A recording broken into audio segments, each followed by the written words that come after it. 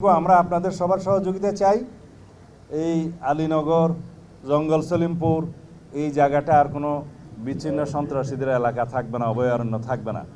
এর আশেপাশে দুইটা পাহাড় টিলা শ্রেণী আছে, একটা হচ্ছে বেতুয়া আর একটা চা বাগান। এই এরিয়াতেও সন্ত্রাসীদের আনাগোনা আছে বলে আমরা জানতে পেরেছি। এখান থেকেও তাদেরকে উচ্ছেদ করা হবে।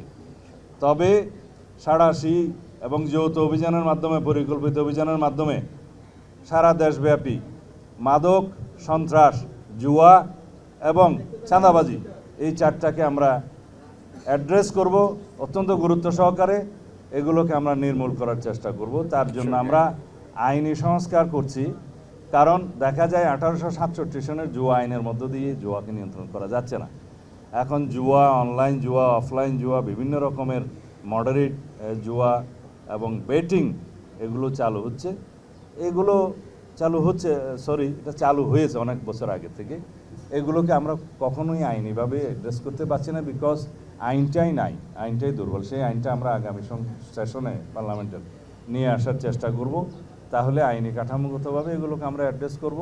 একই সাথে মাদক নিয়ন্ত্রণ আইনে আমরা যাতে স্পেশাল ট্রাইব্যুনাল স্থাপন করতে পারি সেই সংশোধনীটাও আনব। এখানে হাজার হাজার মাদকের মামলা আছে যেগুলো পেন্ডিং হয়ে আছে বছরের পর বছর, সেগুলো নিষ্পত্তি হবে। এইভাবে আমরা আমাদের দেশকে বাঁচাতে পারি, যুব সমাজকে বাঁচাতে পারি। আর কিশোর গ্যাংয়ের যে উৎপাত হয়েছে সেটার জন্য আমরা কিছুটা আইনি সংস্কার আনতে হবে, যে কিশোর গ্যাং বলতে কত বয়স পর্যন্ত, তাদেরকে কিভাবে কি সুবিধা দেওয়া যায়।